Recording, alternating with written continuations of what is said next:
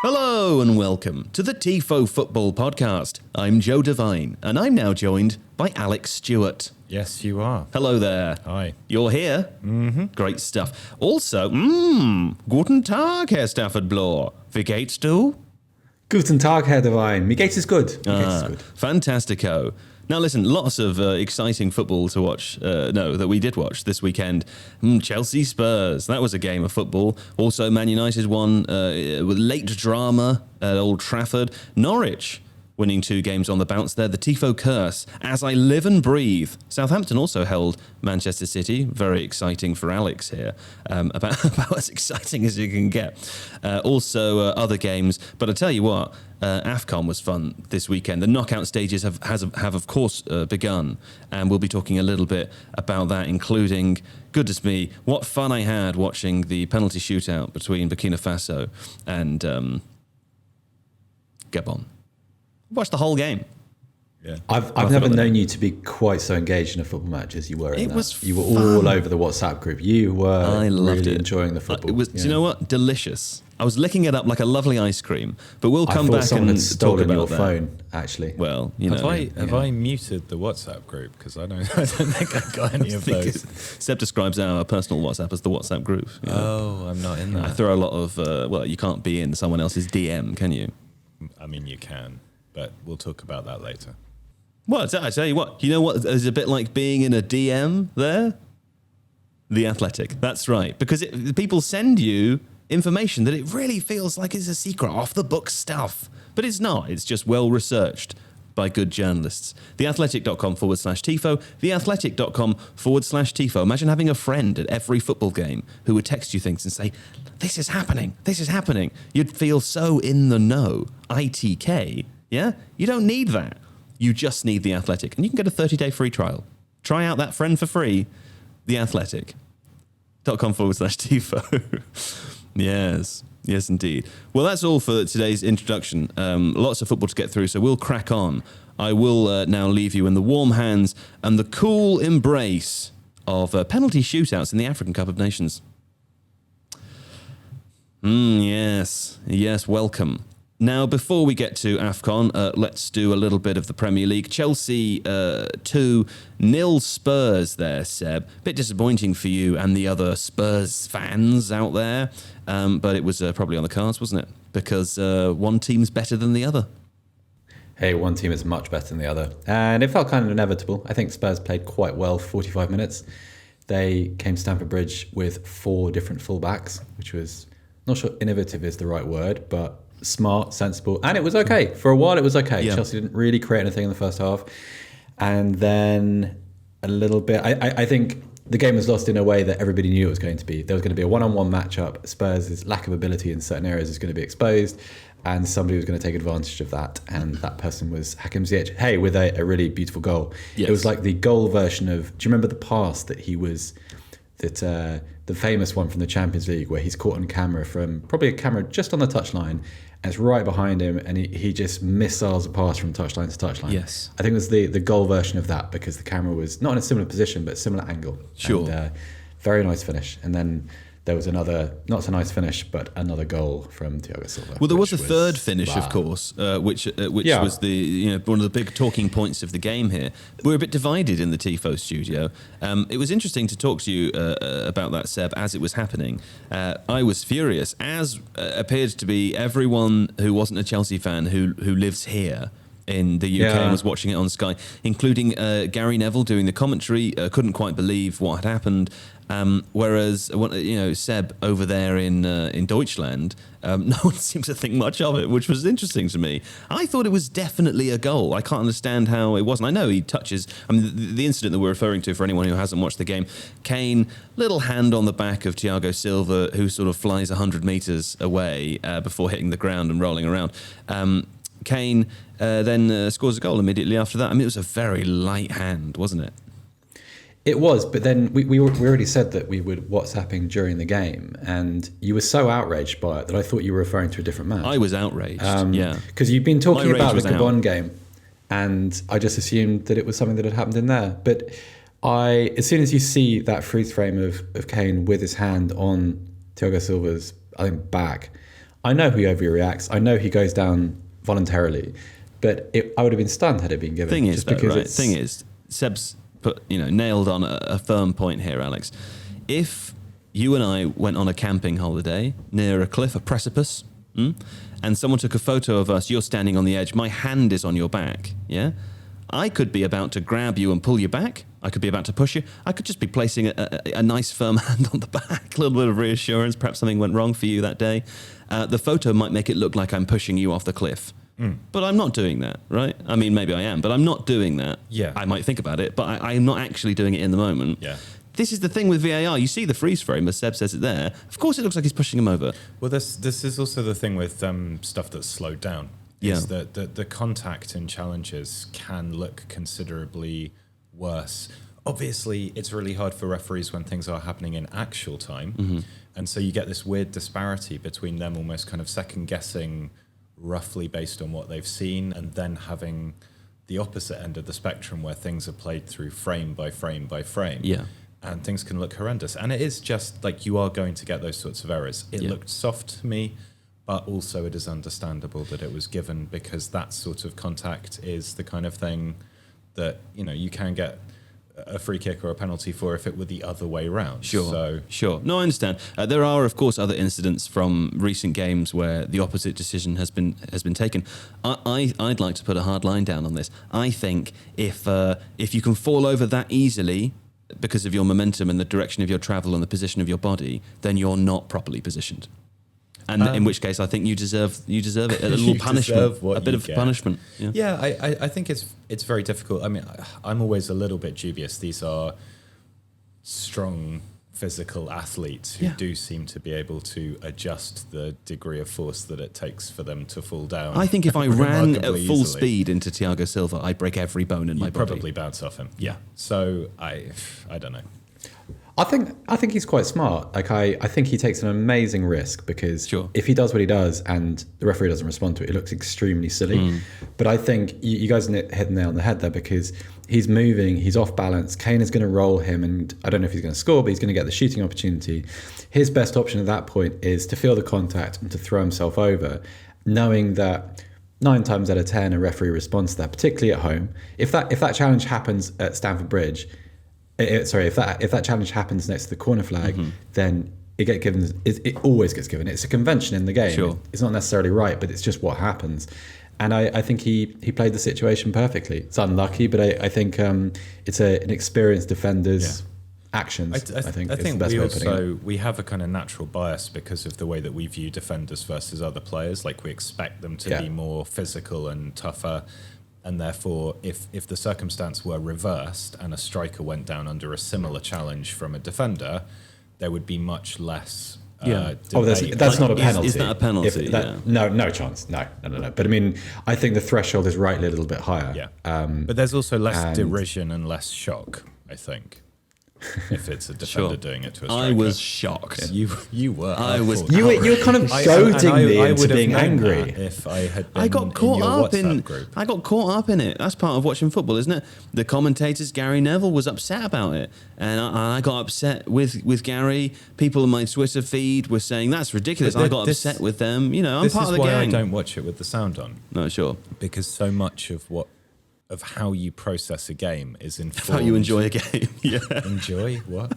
But no, this is a serious point. How much how you feel in response to what happens is informed not necessarily by what you're seeing and actually thinking, but by what those commentators are saying. Sure. Oh, I'm outraged. This is the worst thing I've ever seen. And then naturally you're going to go, oh, yeah, no, it is outrageous. Oh, I got riled up, for sure. Sure. Yeah. Whereas if you watch it irrespective of that, you can just appreciate the people moving around in patterns. Do you think maybe we've reached a kind of a new era of VAR outrage one-upmanship? Where Maybe.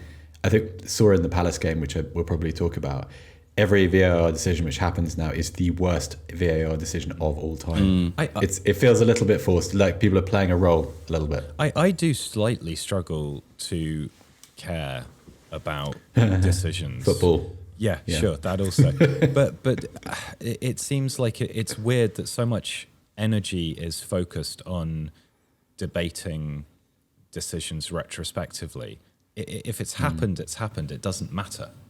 Like the decision's already been made. I know that's what we've just been doing for the last 5 minutes, which is why you're grinning at me. In just that thinking about way. Alex's past there. Listen, Alex, Okay. if it's happened, it's happened. Sure, You got to let that stuff go now. I have let most of it I go. didn't actually push you off the cliff. No, it's but I okay. did think about it. Anyway, a good thing here is that I was so outraged, maddened, furious. Not really, but I was annoyed. That I changed the channel and went back to watching Burkina Faso versus Gabon, which turned out to be an excellent decision because, Alex, what a fantastic game. It was crazy, wasn't it? It was brilliant. I think they finished on 16 yellow cards. We think 16 because maybe there was a yellow. There was certainly the Gabon goalkeeper, Amanone. He was booked for, I don't know, time wasting or whatever. But then I think another player was booked as well. Possibly. I mean, and that's 16 if you count Ibisa's 2 yellow cards that result in the red as 2 yellow cards. Which you do. Which you do. Yeah. It makes sense, doesn't it? But yeah, it was fantastic. There was so much to enjoy about that. Kanga's performance for Gabon, playing these lovely through passes. Gabon's very... it's that nice kind of tactical thing you get where you see a team doing the same thing repetitively, but in a simple, straightforward way that makes sense, playing out particularly to the wide right back. Then you have Burkina Faso on the other side with Kabore playing exceptionally well at right back. I didn't realise that he was on loan from Man City. Yes, someone asked me last night how he performed, and I said, I don't know. I didn't really know many of the players. He was Right. really good. And then Bertrand Traore having this wonderful, I mean, the finish for the goal was phenomenal. What a great finish. That was great. So, What a great finish. So good. Because the goalkeeper should have done better there, but he had the tightest angle to try and force that past the goalkeeper.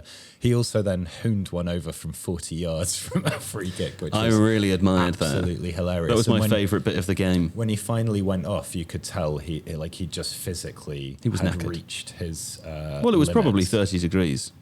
Yeah, and they were chasing the game quite a lot of the time because Gabon seemed mostly more measured on the ball and were able to pass it around more. Burkina Faso were playing a little bit more on the break. Yeah. And then of course you had the drama of the late equaliser and then penalties. Yeah. How did the equaliser go in?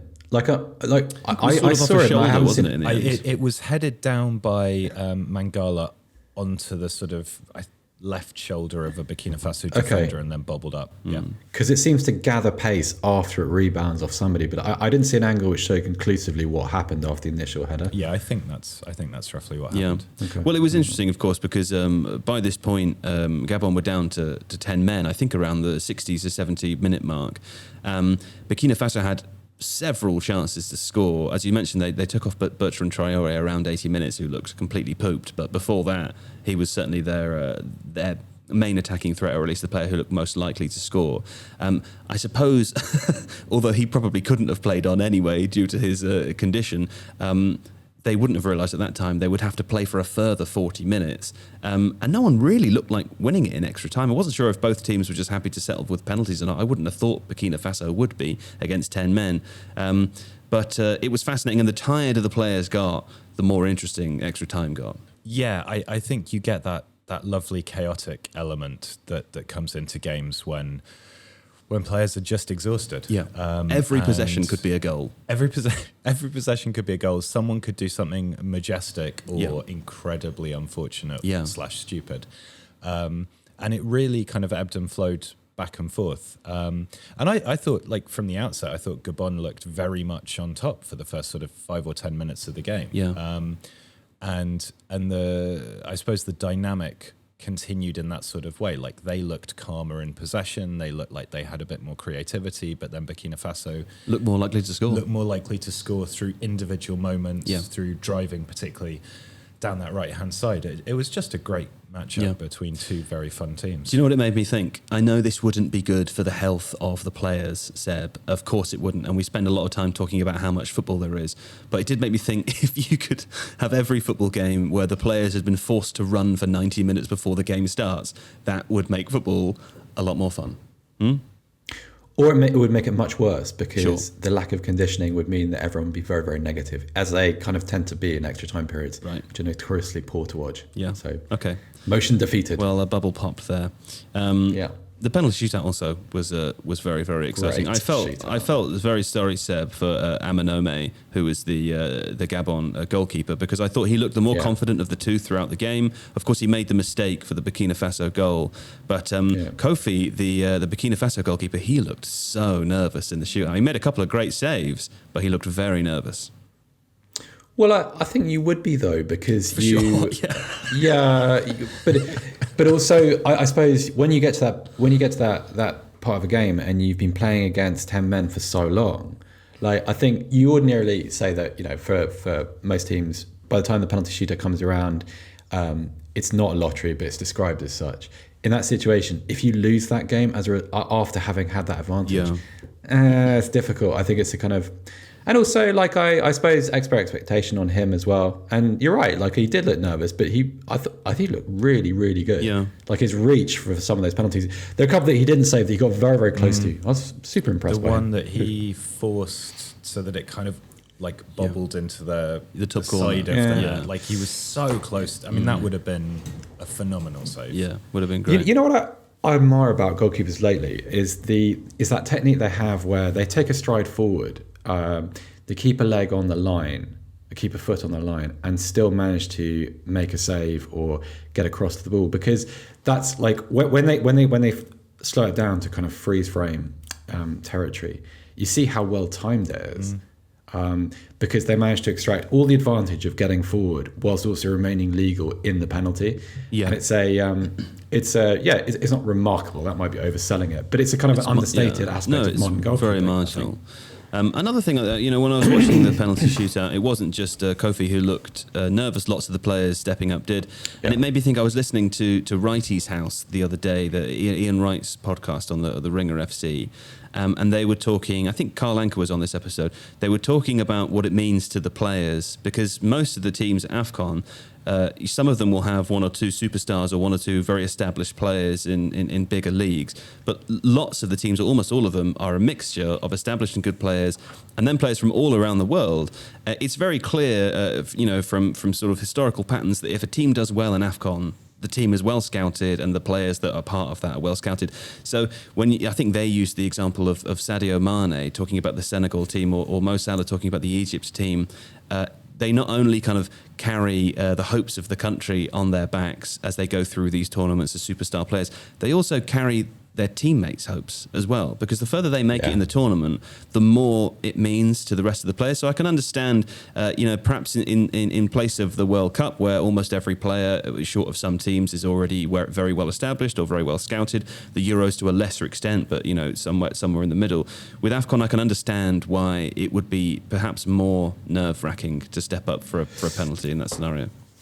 I think it's really important for some of the players who aren't in major European leagues to get to a stage of the tournament where they're pitted in direct opposition to not necessarily a superstar, because if as a defender, you probably don't want to come up against Sadio Mane or Mohamed Salah, but you want to come up against someone who has a reputation so that they can provide a kind of flattering context. If you're a defender if you're a centre-back who has a good game against, let's say, Kelechi Iheanacho, who's a very good player without being like a world-beating one, and you have a good game, that's the kind of thing that a scout would probably take as useful context back to their club or back to their employer. So getting the opportunity to have that game is probably part of it for a lot of players. It's got to be. It's a very strange scenario, because also from a team building perspective, because unlike World Cups and European Championships, I suppose AFCON represents a lot of different players from different ends of the spectrum, all in one. So you get your superstars, coming into a team camp, and everybody has to be on the same page, and everybody has to be similarly dedicated. And that's got to be it's got to be quite a feat in team management, I would have thought. Yeah, no, for sure, I agree with that. Well, a couple more things related to this game, or related to AFCON. There was a moment in I can't remember if it was the first or second half, but Bupenza's offside goal. Do we remember this? Do you remember this goal? So it was, I believe it was... it was the ball that came across from the sort of centre of the pitch out to the left and then was squared back. Yeah, I mean, Bupenza was a millimetre offside. Fractional. And he makes a run towards the near post. He cuts back, beats the defender, and then shoots and beats the goalkeeper. And I watched that. I remember thinking, that's an example for me. I know it's very difficult to legislate for this, but that's an example of a goal for me where he has no advantage being offside in that scenario. He literally comes back onside with the ball before he scores. And in the position from which he scores, the context of that, the players involved, I mean, it's not an advantage. No, and we were talking about it because I was allowed into that WhatsApp group, which was just our group. Yeah. You weren't, Seb, sorry. And it... Oh no! Actually, we're doing it on like Twitter, everyone talking to me. It's just in a group when it's just talking to me. But yeah, his momentum there was all the other way.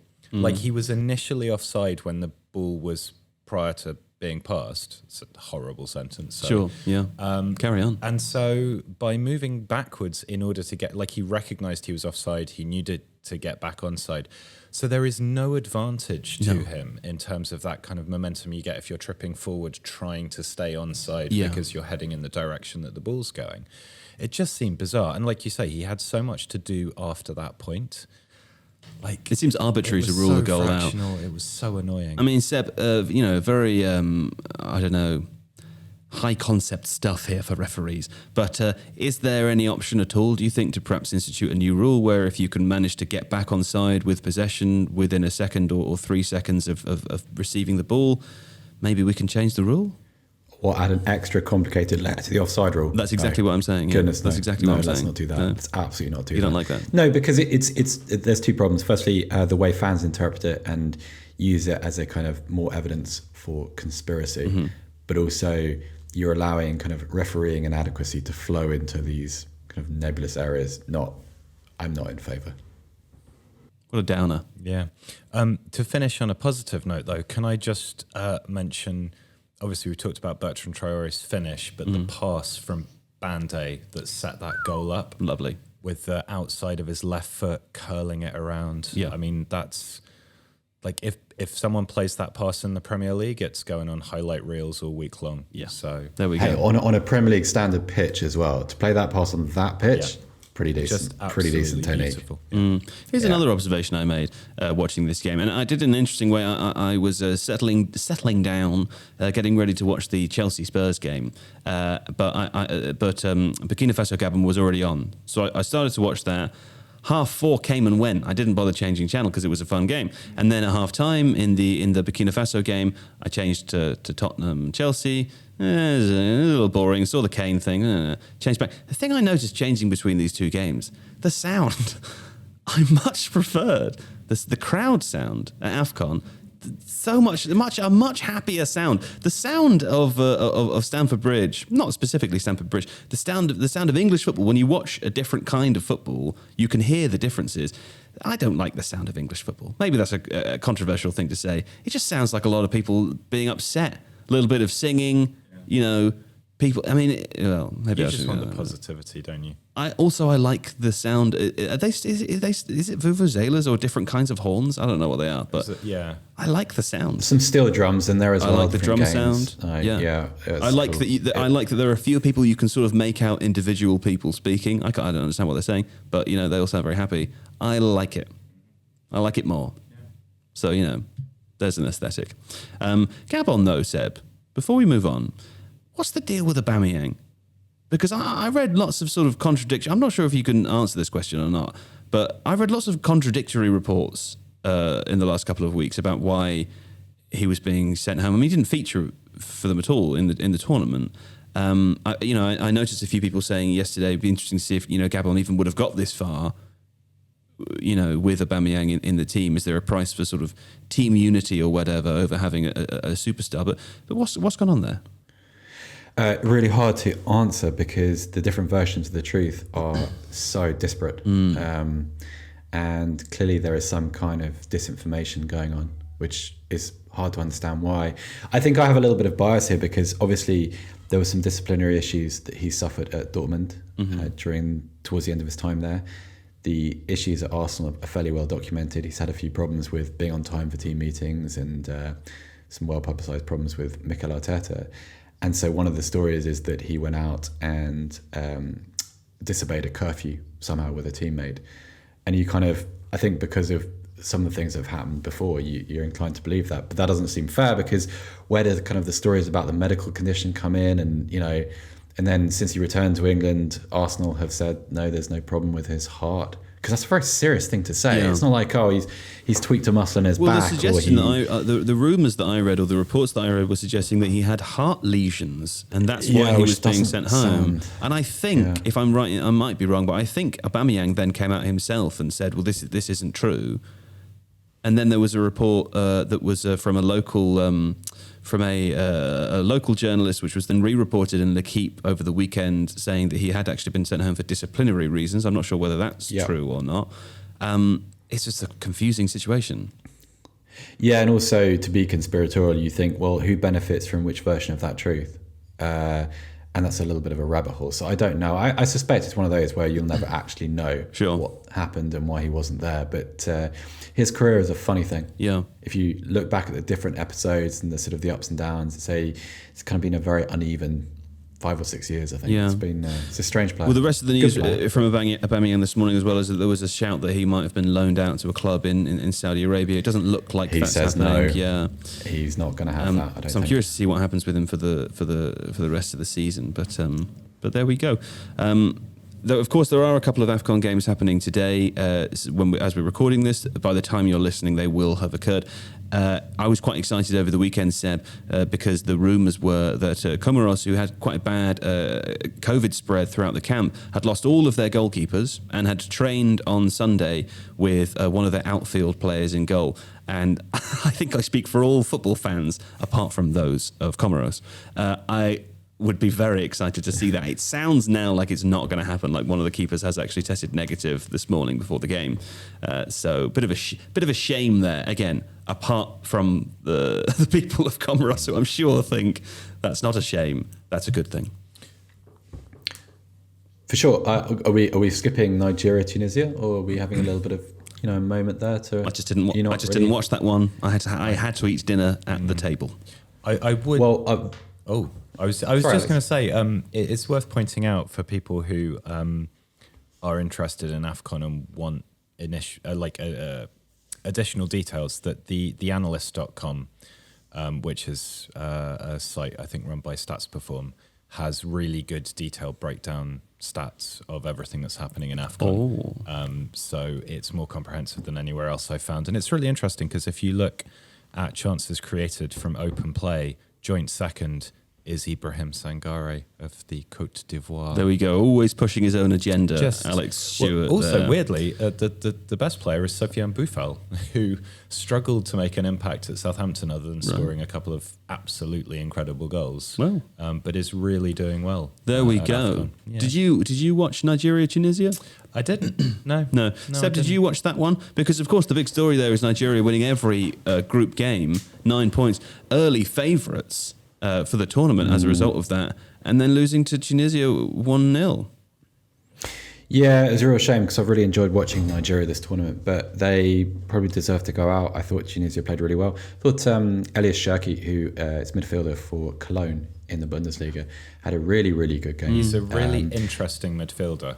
He certainly is. He's weird. Very strong defensively, but also very good at dribbling and press resistance. So the thing about him is the trick with him is sometimes he can look a little bit clumsy, but he's not, and I think that kind of puts people off on a kind of initial glance. But the old eye test, a little bit, yeah. So he's someone that's worth digging into the data about. But game's biggest moment probably, or two, the goal. Goalkeeper should save it. For people who watch it, it's one of those which swerves across the goalkeeper's body, and goalkeeper's not quick and strong enough, unfortunately. But also the red card for Alex Iwobi. And having said earlier in the podcast that we should all stop getting bothered about VAR decisions, I'm absolutely outraged by that VAR decision. It's the worst VAR decision yet. It is the worst one of all time because it just... Alex mentioned this earlier. If you slow things down enough, you can find intent, you can find malice, and you can make egregious challenges out of things which are just football accidents sometimes. Sure. And Alex Iwobi is trying to control a ball. He's trying to sort of shield it from a Tunisian player that's trying to tackle him. And he goes a little high on the ankle. And the referee, quite rightly, gives him a yellow card. Absolutely warrants a yellow card. Is the tackle bad enough whereby on the VAR review, it's a clear and obvious mistake and it needs to be upgraded to a red card? No. A few people disagree with me. Our friend Carl Anka disagreed with me on Twitter. And I could kind of understand it. I just feel like did you say Carl Anka disagreed with you? Yeah. He's no friend of ours, Seb. Not anymore. Carl voted red card. If the referee gives a red card straight away, okay. I think what I take issue with is VAR's need to interfere with a decision which the referee has seen already. He is punished with a yellow card, and that's sufficient. Do you need to go? Has something terrible happened beyond the referee's sight? No, it's that's anyway. the area of VAR that I find hardest. I find it really maddening. It's the discrepancy between what constitutes a yellow and what constitutes a red. Because there are certain, you can completely understand going back and checking an offside call. Yeah. You can understand using VAR for off the ball incidents, which obviously handball, is one of the things that was used for in rugby quite a lot, because stuff happens off the ball a lot in rugby. But referees have discretion. And they can weigh what they perceive to be intent, momentum, height. Well, let's draw another hypothetical here, right? All of those kinds of things. Another hypothetical. I come to your door. Oh God! Late at night. You don't know where I live. There's a CCTV. Well, I know you live within a 5-minute walk of a particular rail station, so I'm sure I'll be able to find it. Okay. You the CCTV at the door. You can hear and see everything that occurs as the exchange between us. But I've got a threatening demeanour, right? And I've cast a tone across this environment which causes you to feel fear, understandably. I pose a big, large physical threat to you, okay? But I don't actually... Thank you. Well, I'm not flattering. I'm fattering myself to pose an even larger threat. Thank you. I'm looming. I'm filling the doorway for sure. The point I'm making is the CCTV records the vision and sound of that exchange. I don't do or say anything which theoretically could be construed as threatening, but you know the threat's there. Yeah? Yeah? But that's an interesting How does this point. relate to what we were saying? Why did I start saying I don't really this? know, but in those instances, so... intent, because of intent. Yeah, you can only read that in the moment. Perceived, but obviously a footballer who's just been on the end of a challenge that causes them some sort of pain or whatever, they're the last person that you should ask about the other player's intent. Sure. Because clearly for sporting advantage, but also because they've just been clattered. Well, we don't let the victim decide the outcome of the trial. No, but the victim does give evidence. Sure. But I think that's the point, that the referee is this impartial observer who weighs those things up and looks at it and makes those assessments. It just feels like that's the one where the subjectivity is most called into question, but the subjectivity is also really important for the process of refereeing, and referees having that autonomy on the pitch to be able to make their own decisions. Otherwise, they're constantly in fear that any decision they make is going to be second-guessed by VAR. And obviously, if they have to change a decision, that's effectively VAR saying, we believe you've made a mistake. Sure. I have a question about that. So when was the last time either of you saw a referee go to the monitor and not go with whatever has been recommended by VAR? Sure, it's become a bit of a cliche, hasn't it? Yeah. Well, it feels like it's an aesthetic designed to soften the blow of what follows next. That it's it's a way of selling the reverse decision or the altered decision. Whereas in reality, it seems a little bit, certainly in this game, as if the instruction to go to the monitor takes away some of the referee's agency. Yeah. Completely. Well, That's if you how it go feels, to watch at the least. monitor, what is indicated to the crowd and to the viewers and to the commentary and to the media is that the VAR has decided that there is enough of a difference between what's happened and what you've said that you need to go and check it. So if you still say no, then it's a very bold thing to do. And this is the thing, again, where I can see, like an off-the-ball incident, a referee cannot be observing the whole pitch the whole time. So that is in no way a reflection of the referee's ability. Sure. An offside decision can be incredibly marginal. It can be very quick. A referee or an assistant referee is physically incapable of looking at pass, the point at which the ball leaves the foot, and also where or indeed a goal line decision. Right, exactly. So all of these are things where VAR is like, I am helping you to see things that you can't see otherwise. It is or it isn't. Right. Yeah. A tackle where it's like, mate, that's actually a bit worse than you said it was. Sure. Like that's the one where the referee can be like, well... This is why also I'm a big believer in bastards as referees. I think you really need them. I really liked I'm not to say he was a bastard, but I really liked the referee in the Burkina Faso and Gabon game because he was mouthy, because he didn't shut up, because he carded everyone for everything all the time, and because I guarantee you, if he'd gone over to the telly to watch the replay, that's the kind of guy who has the ganache to say, no, I was right the first time, get fucked, it's what I said. That's what you need, a bastard ref. I think 2 of the first 5 yellow cards, and after a while I stopped paying that much attention, but were for dissent. Yeah. You know, do not talk to me like that, mate. And can you believe that a game with 16 yellow cards and only 1 red card? He yellowed everyone. It was remarkable. Almost everyone. I loved it. I loved it. Get them in. But he also the made good decisions. That's the other thing. It was very, very hard to look at any of those and go, that was completely spurious, or that decision was wrong. Yeah. No, I agree. I like it. The best official in the whole tournament was actually the 4th official during the game, which finished after 85 minutes, or was initially stopped, because the referee suffered from sunstroke, and so that's fine, needs to get treated, and so you can understand how the mistake gets made. But when the whistle went on 85 minutes, I think it was the Tunisia game. Tunisia coach comes steaming into the 4th official, going, "What the fuck?"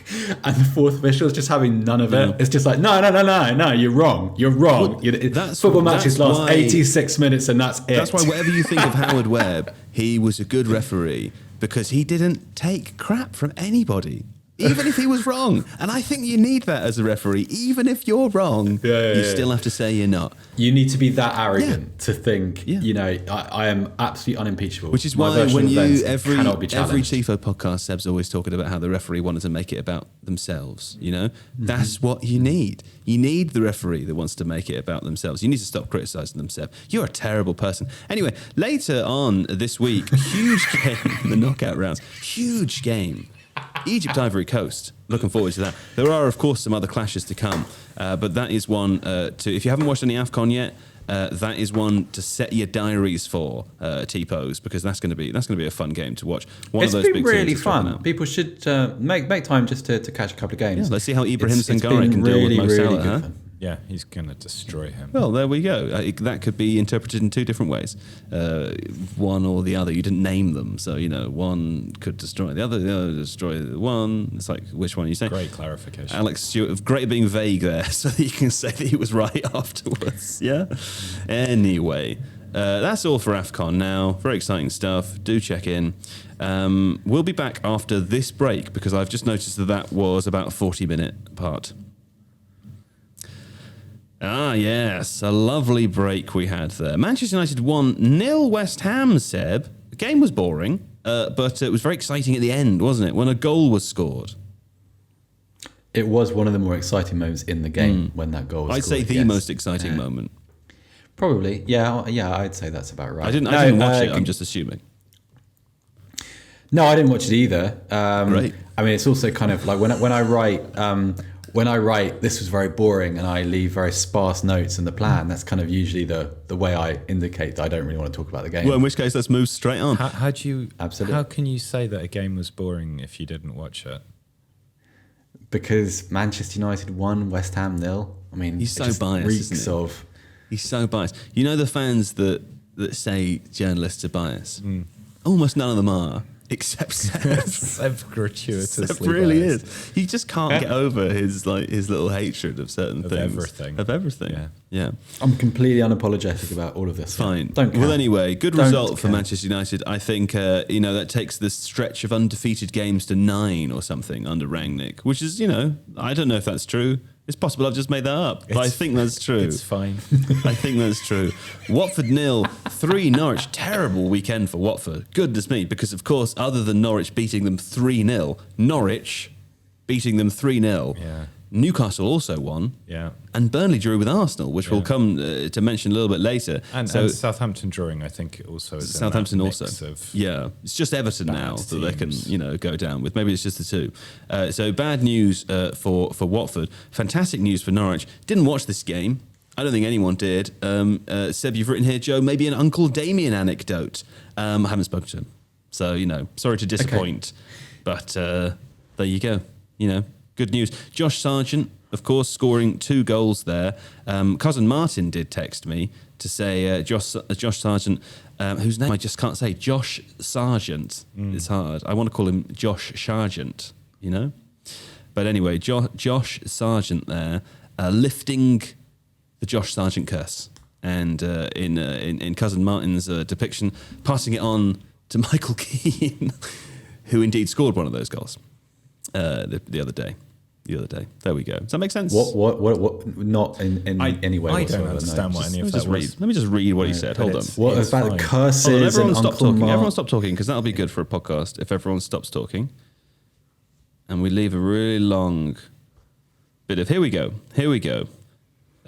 Cousin Martin said, the curse of Josh Sargent has been lifted. We'll probably be heading for Europe now. He's a Norwich fan. He said, my theory is that he passed the curse to Michael Keane when he turned in his cross for an own goal against Everton. Watch Keane's season slither down the toilet from here on in. There you go.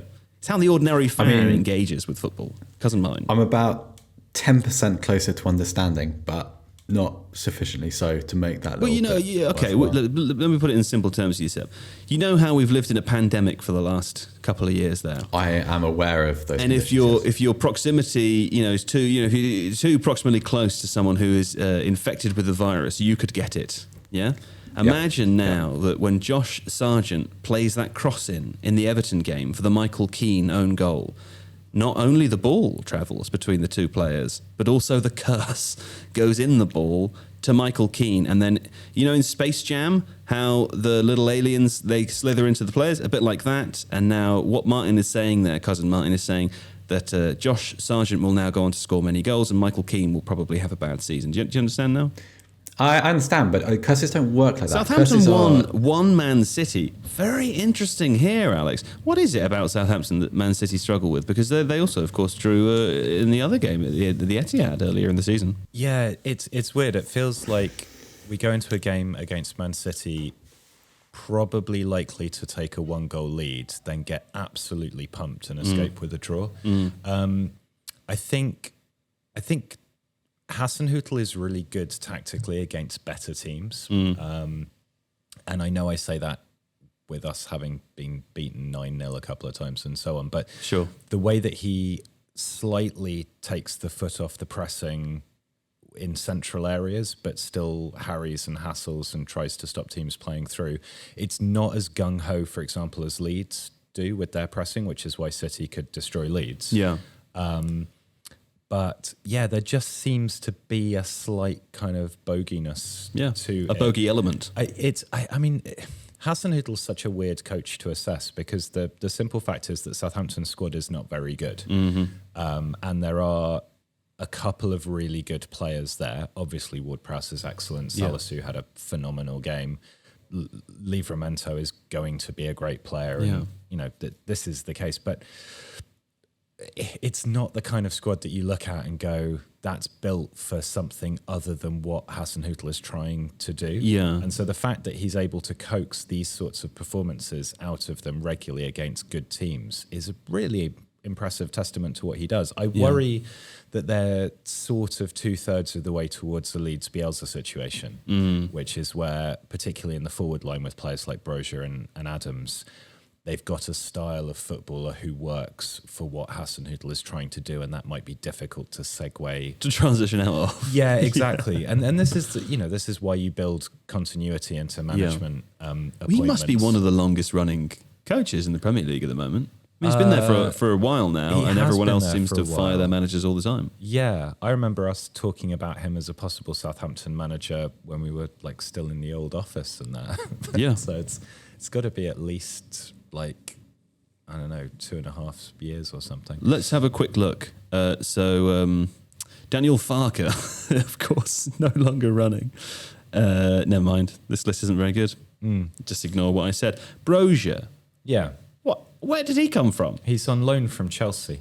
Right. I did not know about him until he started scoring loads of goals recently. Yeah, he's very much a kind of what you describe as a pressing forward slash a kind of, he's not really a target man, but he's a big physical threat. He's young. He's aggressive in his running. Sure. And he's one of these players who looks promising enough to potentially have I don't want to say he has a future at Chelsea, but it is also worth him sticking around to find out. Yeah. But also because of the way that Chelsea's youth system is so saturated with really good players, clubs like Southampton can offer them a chance to, because that's Livramento came from there as well, but is an actual signing. You know, it's a good pathway. And Southampton, I think Dan Sheldon wrote about this in The Athletic. Southampton have made it a real effort to try and focus on these younger, particularly English players. Broja's Albanian, but who've come through an English youth system and are maybe slightly disaffected about the opportunities that they can get at those bigger clubs. But Southampton will very openly say, look, we will develop you. We're a pathway club. And then maybe you'll go back to one of these bigger clubs in the future. Sure. And that's become their kind of selling point. And is there an option to buy with Broja?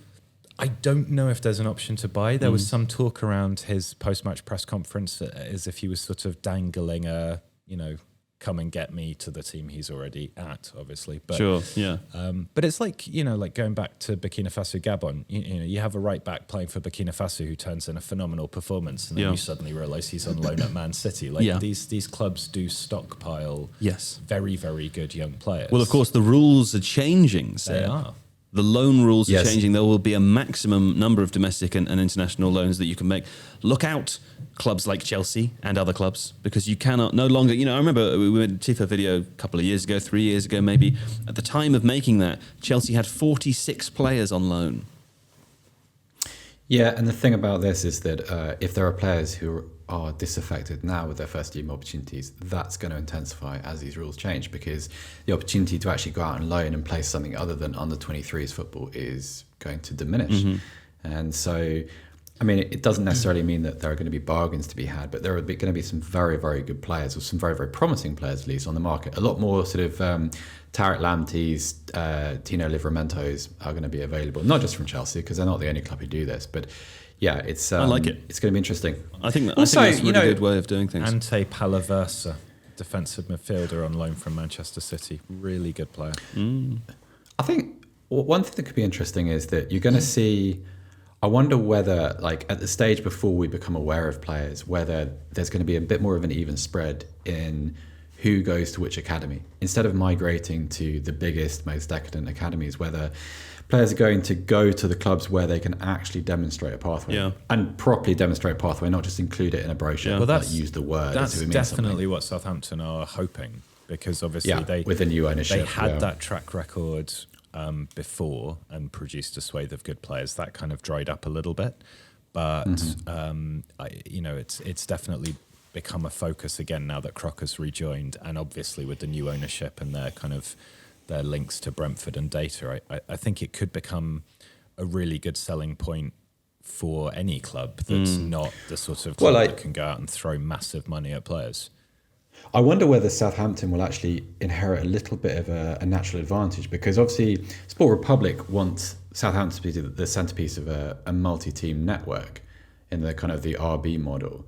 So if you have that, and if you're able to kind of not move players around on loan, but move players from different academies sort of within the same system, it's almost a legitimate loophole, really. And so you actually have a far broader area where you can capture talent, but also expose it to different leagues, different cultures, and sort of different learning experiences. So that's a very interesting little subplot going into the next couple of years, I think. You know what I also like? A little guessing game. Time for a guessing game, Seb and Alex. Roll up its points. Each of you will be awarded. Points are good in this scenario, not bad, previous to contrary reports elsewhere. The longest running Premier League manager. Sean Dyche. Yes. 1 point to Alex.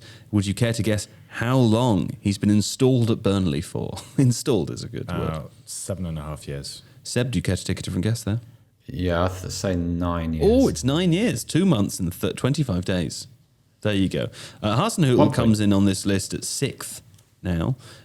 He would have been 5th last year, but we're at for Brentford's promotion and Thomas Frank, who's been with Brentford for 3 years and 3 months, and I believe just signed a new contract to 2025 yesterday. There we go. Good news with Brentford. Hasn't he been... He was an assistant coach before, so hasn't he... I know he's only been head coach for 3 years. Well, I don't know. I don't make the rules of the game. But I think he was only assistant coach for like a year or so before he became the head coach. Okay. Was it Horsens he came from? AC Horsens? Something like that. He was one of Dean Smith's assistants. Because Rasmus Ankersen brought him in. Yeah. Well, it was his recommendation, at least. Well, anyway, second on the list is, of course, Jurgen Klopp, who's been at Liverpool for 6 years, 5 years, 5.5 years for Pep Guardiola. Amazing to see a name on this list that you wouldn't have thought you'd see on any list like this anywhere ever before. Marcelo Bielsa is the 4th longest serving Premier League manager currently in his job. 3 years and 6 months for Bielsa, surely approaching the end there. Who could say? Who would know? And also Brendan Rodgers is 7th on the list. He's a manager I consider to be a relatively recent appointment for Leicester. Not at all. 2 years and 10 months ago, nearly 3 years ago, he was appointed at Leicester. Time flies when you're having fun. Time really does fly. It really does. And the lowest one, guesses for the least amount of time of the job? Antonio Conte? No, Antonio Conte is 15th on the list. There are 14th. Sorry, there are 5 other managers that have been appointed more recently. Steven Gerrard. Yes, that's one. Eddie Howe, Dean Smith, Ralph Rangnick, of course, 63. Ralph Rangnick. But no one's said the most recent. It's the one who's going to get sacked from Watford, whose name it is escapes not. Me. No, Ranieri is 13th. God, come on, guys, so recent, so recent. Been in the job for 6 days. It's almost too recent. 6 days. Oh, Duncan Ferguson. There we go.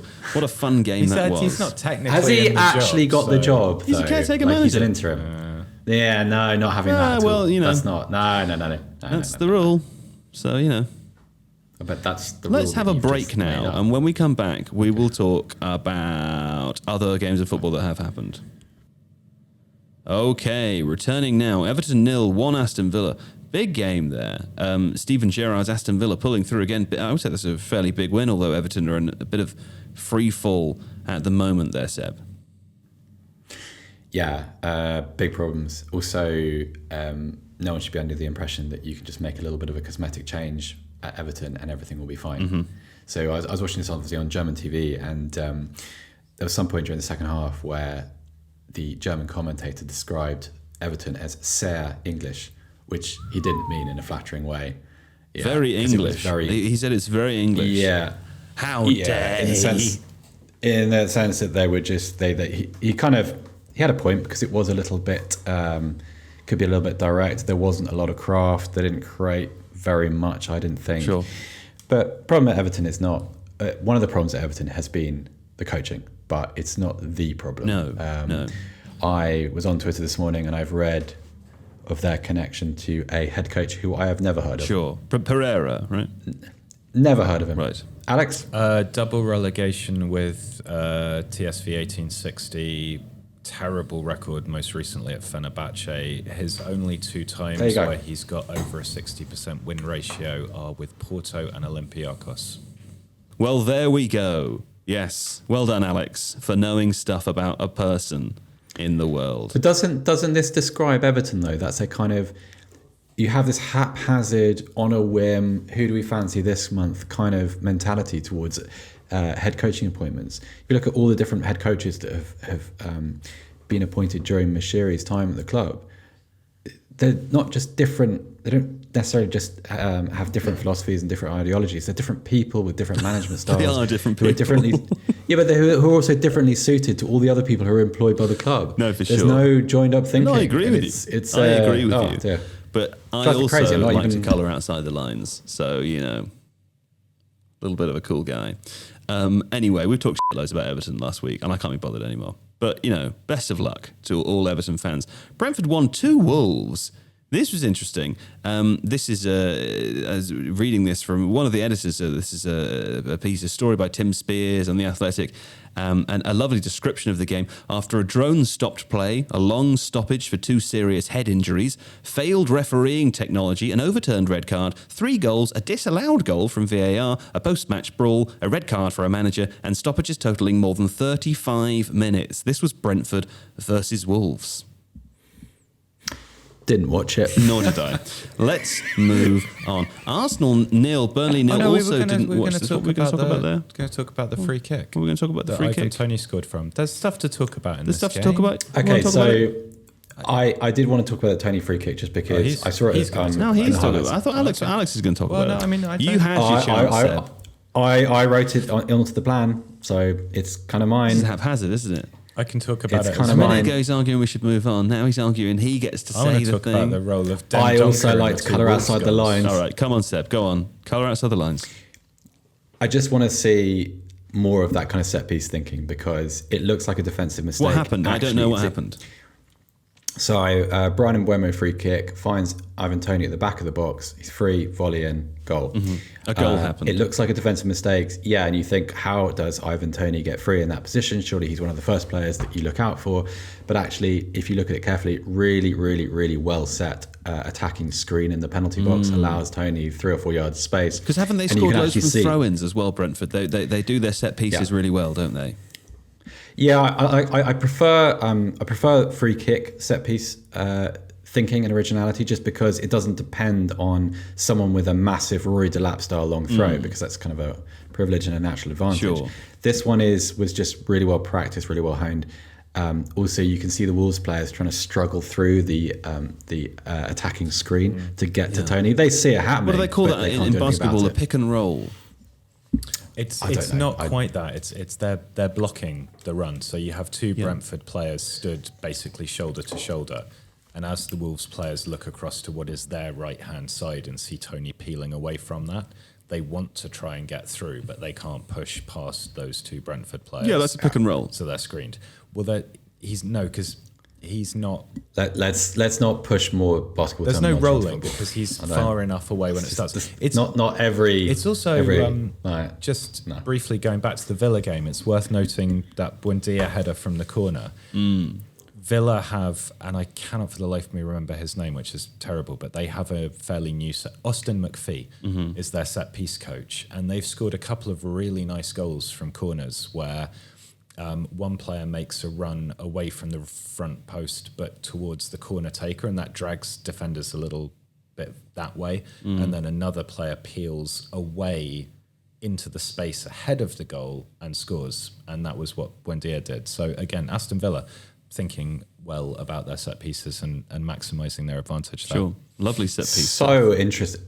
Originality of set pieces is so interesting to watch because you can kind of obviously track the thinking as you see players running, and it's a fascinating area of the game. And you don't see enough coverage about it, really. No, that's true. Shame. Well, there we go. Arsenal 0 Burnley. I didn't watch this game either, but the only thing, the reason I've included this is to read this stat that I found on Twitter by Harvey Downs 92. Harvey Downs 92.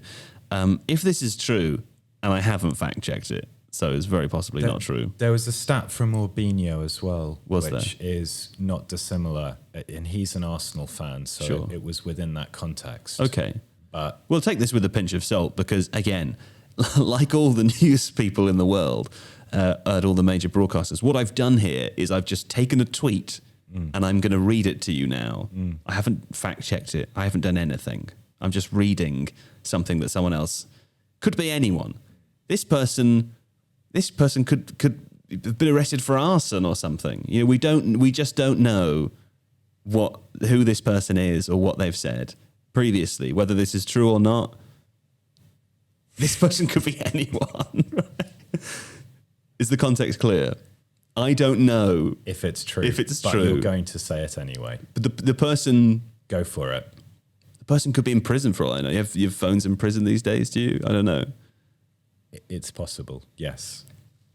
It could be anyone. It's not anyone.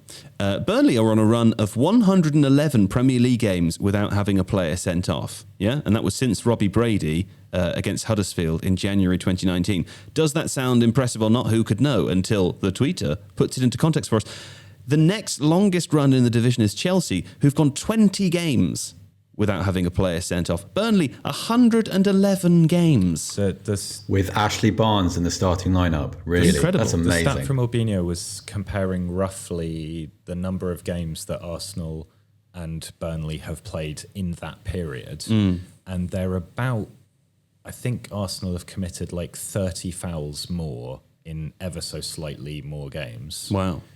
And have had like 15 red cards. Yeah. There we go. Thank you to Harvey Downs, whoever you are. It is weird though, because Burnley are a side that are noted for being abrasive and physical. And it does seem odd. But sure. then, I don't know, maybe the perceptions that we have of how teams play aren't necessarily the case. Yeah. Or maybe they're very clever at treading a line. I don't know. Clever treaders. Even Mark Van Bommels. Yeah. Possibly. Well, he wasn't very clever when he went. He got away with it. Got away with it again and again and again. Have got away with that. Was that Fernandinho is another one. Fernandinho's very smart when it comes to fouls, but he's never over the top. Fernandinho. This is the thing. They're all little. I always feel little with Fernandinho that's very controlled, measured aggression. Mm. Van Bommel putting his feet into Iniesta's chest was not controlled. Or And measured. you know yourself when you're out there killing, Committing atrocities. you have to keep the devil caged. You can't let it loose. Yeah. That's when you get caught. But if you can chain that fury, if you can release it in little bursts, and as I said, when you're out there killing, if you can do that in a measured way, you get away with it every time. Seb Stafford Bloor, danke schön. Vielen Dank, Herr Devine. That's right. Alex Stewart, thanking you. Yeah, always a pleasure. Thanks as usual to producers Sol and Adonis. I think we've got a freelancer today, but I don't know what their name is. Thanks, freelance producer. You've probably been great. Now, that's it. We'll be back next week with JJ Bull the Bullet. And of course, we'll be talking more about AFCON as the knockout stages advance. Exciting stuff. Until then, goodbye.